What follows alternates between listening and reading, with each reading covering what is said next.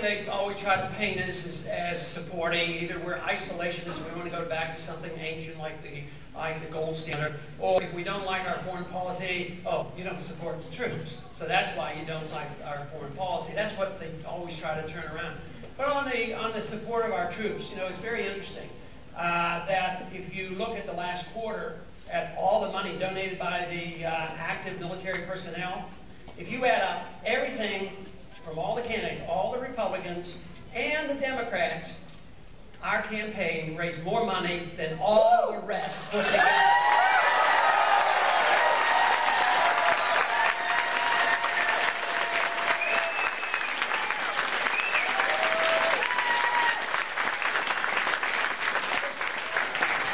This idea about going back to the old days is something that always annoys me, because the old days is tyranny, and that's where they would like to take us.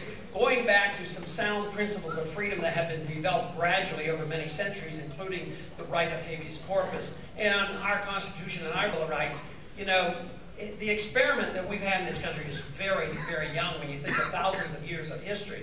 And most of the world and most of all history have been run by dictators and by tyrants. And yet our experiment, we're losing it. It's drifting away.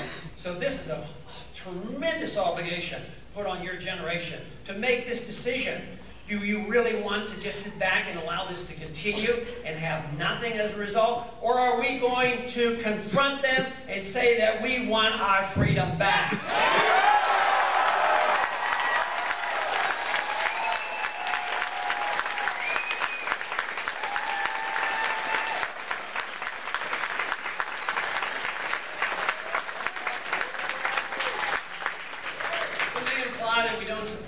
They always imply that we're not patriotic. And their definition of patriotism is a lot different than mine. They claim patriotism is blind obedience to whatever our government does. That is not the definition of patriotism. Patriotism is standing up for the people and what is right in spite of what the government is doing.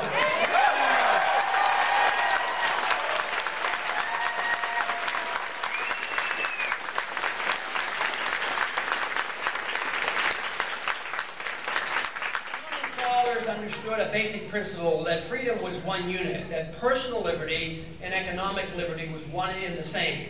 That your right to your life and your liberty and keeping what you earn is very important, but that also is economic liberty. And the extension of your life is your property, so they shouldn't be separate. And yet, when you think about it, one group is better known for defending, you know, property rights and the marketplace. The other one defends personal liberties.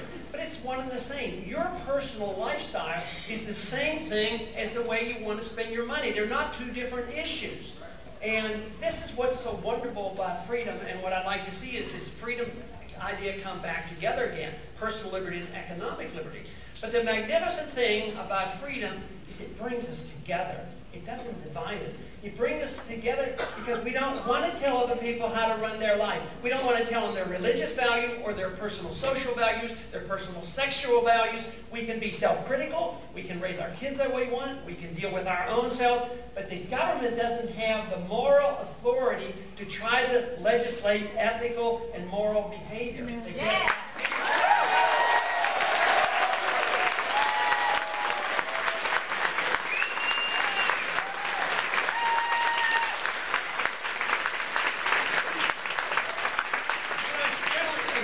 Accepted that governments aren't supposed to tell us about our intellectual pursuits, and we recognize that. I think overemphasis on political correctness at times undermines some of those ideas, but really, intellectually, we're supposed to be able to put into our minds what we want, and that's very dangerous, because some political ideas are, you know, bad, they're totalitarian, but we don't say you're not allowed to think those things.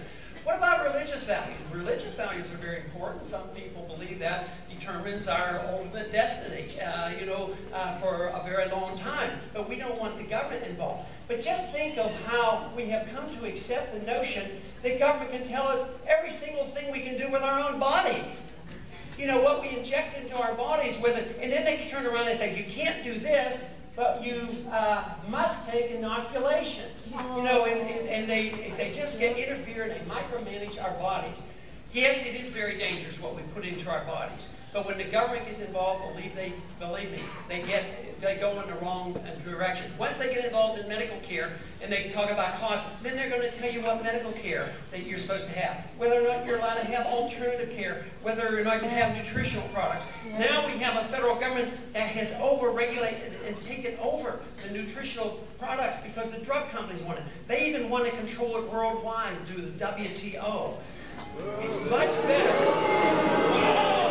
if we accept the notion that intellectually we're allowed to put into our brains what we think is right and proper and allowed to sort it out, what we're allowed to do to put into our souls.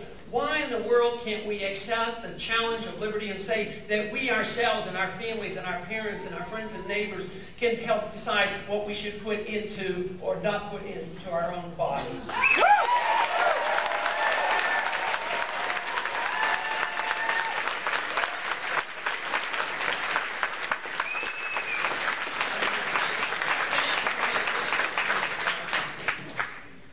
Anyway, we do face major challenges. There's no doubt about that. And the wonderful thing is, like I mentioned, is that we do have an answer. It's a beautiful answer that's found in America.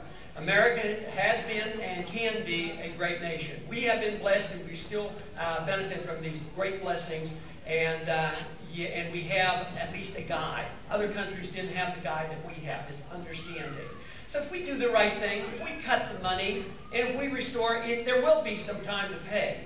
But if we linger on and prop up all the bad debt and all the bad mortgages and all the bad programs and try to keep this thing glued together artificially, believe me, we're going to slip and slide. Not only will our liberty slip and slide, but our economic prosperity will slip and slide, and we're going to keep getting poorer. But if we do what is necessary, just as an individual, when they find out that they're bankrupt, they know they have to quit borrowing, they have to go back to work, pay off their debt, and then they come out of it. A country has to do the same thing. If they don't, it will linger a long time. That is why our depression lasted a long time. It literally lasted 15 years because they kept propping up a bad system. And we're on the verge of doing this again. Propping up a bad system, bad foreign policy by propping it up and undermining personal liberties and not understanding it. So we do truly need some revolutionary ideas in this country to get us back on track.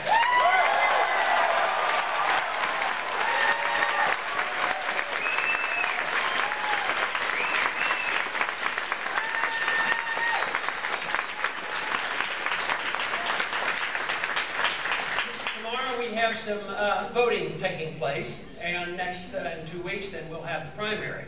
Texas is very important. People say that we're not doing so well in this primary, but I tell them, you know, there were 11 beginning, and we're still in there, and looks like we're...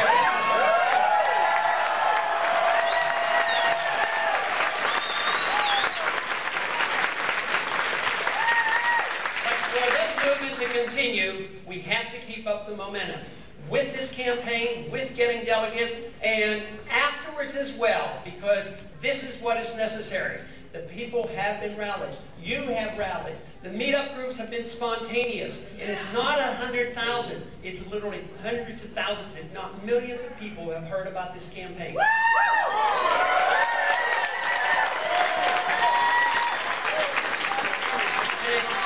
it's not the Ron Paul revolution. I'm lucky enough to be part of it. But it is the American Revolution. It's the continuation of this. So there's every reason for us to be optimistic if we do the job. But a good showing in 2 weeks from now will be a good shot in the arm to show other people around the country that the spirit of liberty is alive and well in Texas. Thank you.